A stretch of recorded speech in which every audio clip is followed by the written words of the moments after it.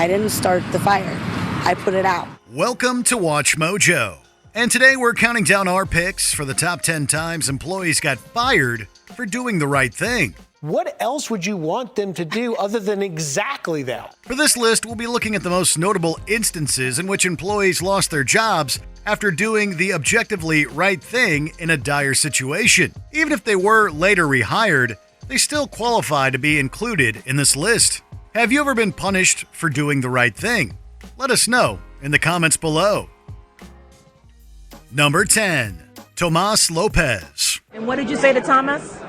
I say thanks to you for saving my life. In the summer of 2012, Tomas Lopez was fired from his job as a lifeguard at Hallandale Beach, Florida. His offense? Saving the life of a man who was drowning. According to the company's policy, the lifeguards were only allowed to execute their job within a designated area. Just went over and did what I had to do. Because someone's life was at stake. But on that day, Lopez was notified of a man who was struggling in the water about 1,500 feet away from his assigned area. You're technically not allowed to go help them, even if you see a guy drowning or severely hurt in the water. I could have someone 10 feet past that buoy. He rushed to the man's aid and stayed with him until the paramedics arrived, only to be called in by his supervisor and issued a dismissal. After the case attracted nationwide attention, Lopez was offered his job back by the lifeguard company, but he declined it. He was offered his job back, but he opted not to return and instead is going off to school. Number 9, Jennifer Ferguson and Rachel Rogers. Retail chain Lululemon came under fire in May of 2023 after sacking 2 of their staff in Georgia. They have a no tolerance policy. They said because they have a zero tolerance policy. Jennifer Ferguson and Rachel Rogers had supposedly broken the rules when they confronted shoplifters who raided their Atlanta store. The exchange was caught on camera and shows the robbers storming the outlet and grabbing as many items as they could. They swiped until they couldn't hold any more product and ran out the door. We didn't really feel very protected or know what else to do. While they did not physically engage the thieves, Ferguson and Rogers repeatedly yelled at them and called the police afterwards. According to Lululemon officials, the women put their lives and those of other employees and customers at risk by doing so. For that reason, they were terminated from their jobs. This is outrageous. You don't want to put yourself in harm's way. It's the same principle as if you get mugged on the street and they want your wallet, you can get another wallet. You can get more credit cards. You don't want to lose your life. Authorities were able to track the robbers down and arrest them afterwards. Number 8, Juan Canales. Described as a jack of all trades, Juan Canales was working as a waiter at a Thai restaurant in 2007 when he heard what sounded like a woman screaming. Just outside the facility, a man was trying to steal a vehicle from Maciel Marquardt at knife point. Canales rushed to the scene and was able to overpower the suspect, wrestling him to the ground. The waiter and 3 other men stayed with the criminal until police arrived and arrested him. However, by the time he resumed his duty post, Canales was fired by his manager for being late. I beg your pardon? Fired. But I...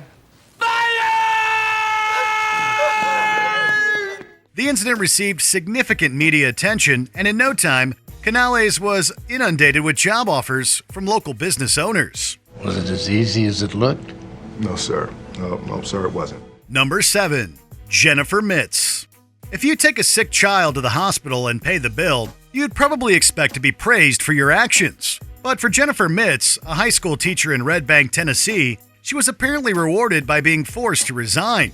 In 2014, Mitz took her 20-year-old student to the ER to get treated for a lung infection. She says the student didn't have transportation or insurance, and the student asked to go. In response, the school district reportedly pressured her to resign and waive her right to a hearing. When reached for comment, school officials stated that Mitz had been reprimanded for similar incidents in the past. Honestly, if it was my child and we couldn't afford it out of a pocket, I hope that there would be somebody that would do that. They also claimed they only intended to suspend Mitz, who then resigned on her own. A petition to reinstate the teacher got hundreds of signatures. Now her story has been picked up by national media, and an online petition demanding her reinstatement has received more than 1,700 signatures.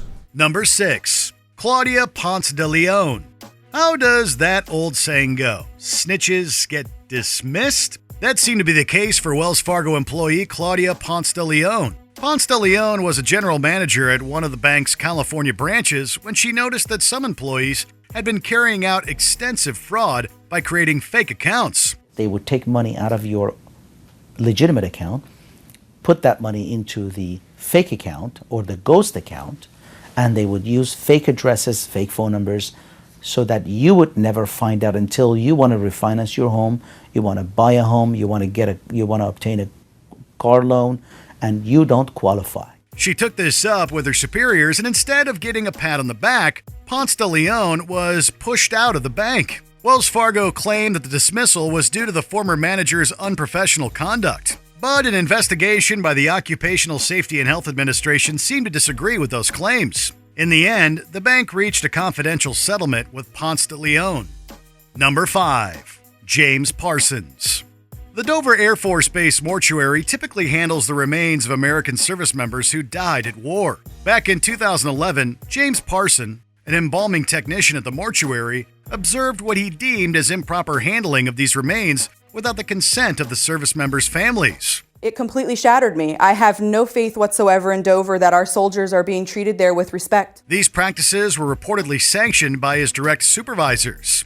Together with 2 of his co-workers, Parsons went over the heads of his superiors and reported his observations to the Air Force. He was fired as a result, but was given back his job soon after. Following a year-long investigation, the Air Force reprimanded 3 senior officials at the mortuary for gross mismanagement. Taking care of the remains of the folks who have given their lives for this country is a sacred duty, and the Air Force they've blown it, and the public trust is gone. Number 4. Diane Tirado. 8th grade social studies teacher Diane Tirado worked at the Westgate K-8 school in Port St. Lucie, Florida for 2 months before she was fired. I'm not that surprised I got fired because I spoke up and I bucked the system. Tirado claimed that she was dismissed from the job for giving a 0 grade to students who failed to submit their assignments. According to The Educator, the school has a no-zero policy, which prohibits teachers from giving students anything below a 50. What if they don't turn anything in? We give them a 50. I go, oh, no, we don't. Hence, she was found in violation of this rule and booted off even before the end of her probationary period. The school, however, refutes this narrative. Not only did they claim not to have such a policy, they also stated that the reason for Tirado's dismissal was that she lacked professional conduct. On her last day, she wrote this message to her students on her whiteboard before she left and sent out a picture of it through a class app. Number 3. Bill Batto. Bill Batto worked as a banker at a Pennsylvania branch of Wells Fargo until September 2013, when his employment was terminated. Batto had called the company's ethics line to report that he had been pressured by his branch manager to open fake accounts for customers without their consent. We just, again, always had pressure from management, upper management. They were witness to what we were doing. I mean, they coached us because they had to sign off on everything. Just 8 days later, he was fired for excessive tardiness. Batto was one of several Wells Fargo employees who tried to put a stop to the bank's infamous cross-selling scandal, only to be handed a sack letter in return.